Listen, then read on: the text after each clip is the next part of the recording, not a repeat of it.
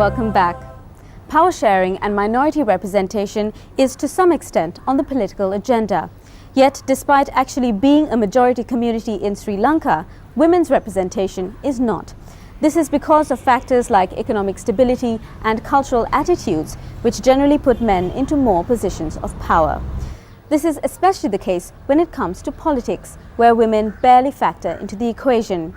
However, with general elections coming up, women's organizations are gearing towards a major push for change, one that will hopefully increase the demographic of women in Sri Lankan politics once and for all.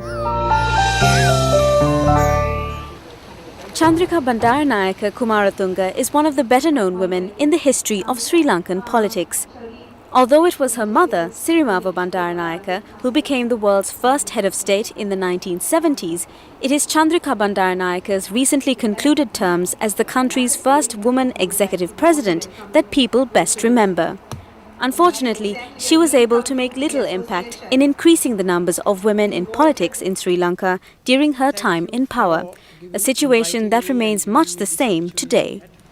Can I say that I am concerned and perhaps a bit ashamed, having been a woman president of this country for nearly 12 years, that the percentage of women participating at decision-making levels in this country, that is in the political sector, parliament, provincial councils, and the other various elected bodies such as the local government bodies, is less than 13%, I understand. In altogether it's 10%, and in the public sector, in government service, it's 13%, which is very bad because our population is comprised of 52% women.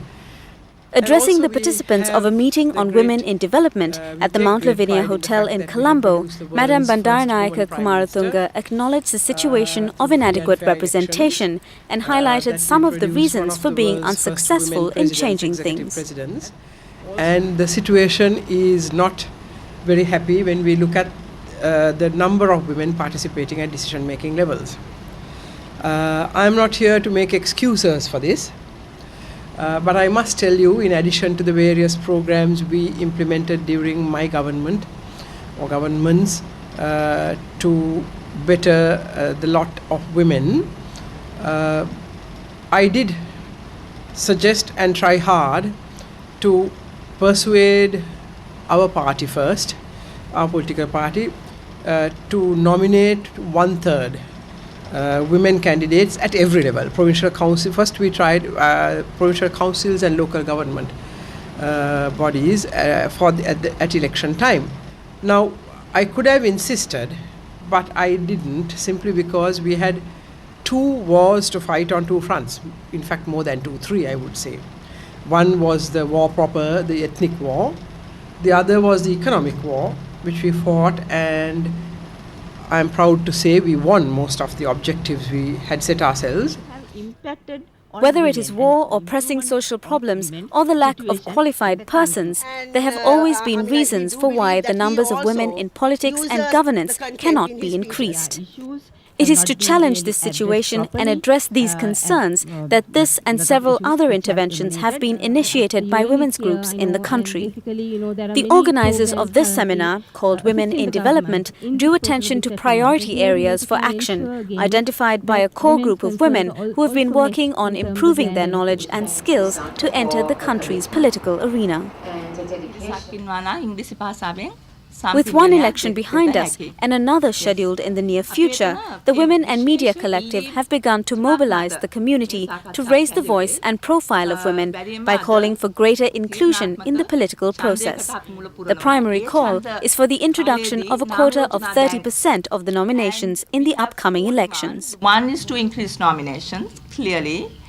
2 is to tell political parties that they must nominate women or give nominations to women who have worked in their parties, who have worked at the local level, who have shown political leadership and capacity over time.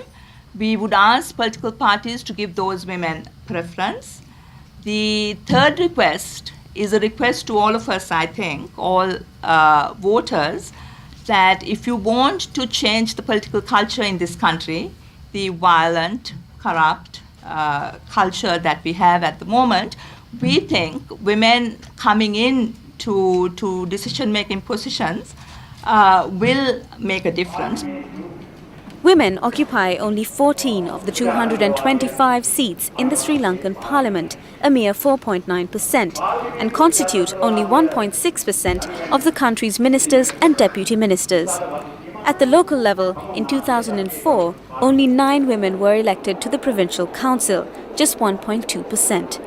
Yet, the literacy rate of women in Sri Lanka is an impressive 90%, and women are active in nearly every other aspect of society and the economy. With a political culture that is dominated by men and characterized by cronyism, corruption and even violence, parties are reluctant to accommodate women, and women too are wary of what their participation may cost them.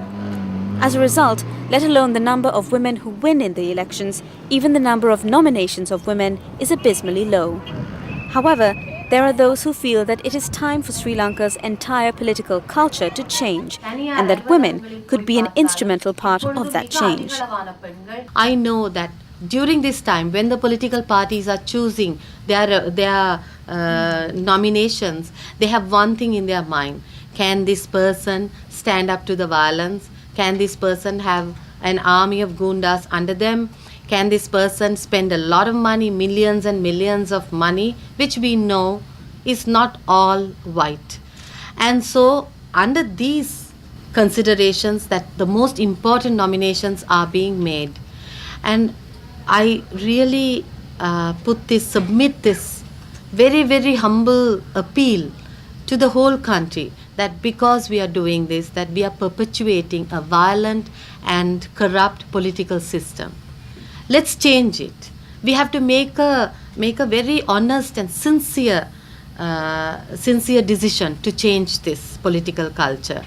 And we think that bringing women in will drastically change this scenario.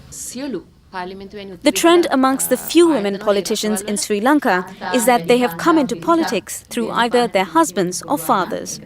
While this situation is not ideal, very few women would be able to enter politics on their own, given the huge financial burden, risk of reputation and incidences of violence which seem to come hand in hand with the career. Those present at the media conference got to hear first-hand accounts from women in politics about the difficulties they faced to get where they are today. දේශපාලන ශාස්ත්‍රයේ ඊටාම දක්ෂ කාන්තාවෝ ඉන්නවා. නමුත් ඒ අයට අවශ්‍ය තැන්වලට පත් වෙන්න නොයෙකුත් අපහසුතා තියෙනවා. අද සමාජයේ තියෙන යම් යම් ප්‍රශ්න නිසා සමහර අය හිතනවා කාන්තාවන්ට මේ වගේ තැනකට ඇවිල්ලා වැඩ කරන්න බෑ කියලා.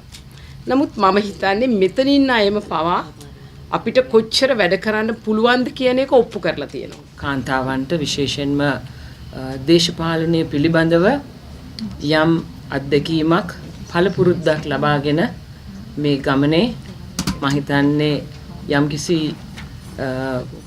අමාරු කර්තව්‍යයක් පිම්මක් පැනගෙන ආපු කාන්තාවන්ට මම හිතන්නේ අද කවදාවත් අපි නොහිතපු විදිහේ ශක්තියක් ධෛර්යය වුණා කියලායි මම විශ්වාස කරන්නේ.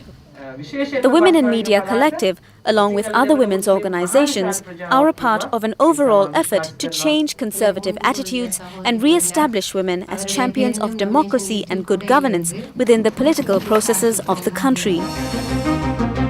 This particular initiative to increase nominations of women in the upcoming general elections is one small but significant step in that direction.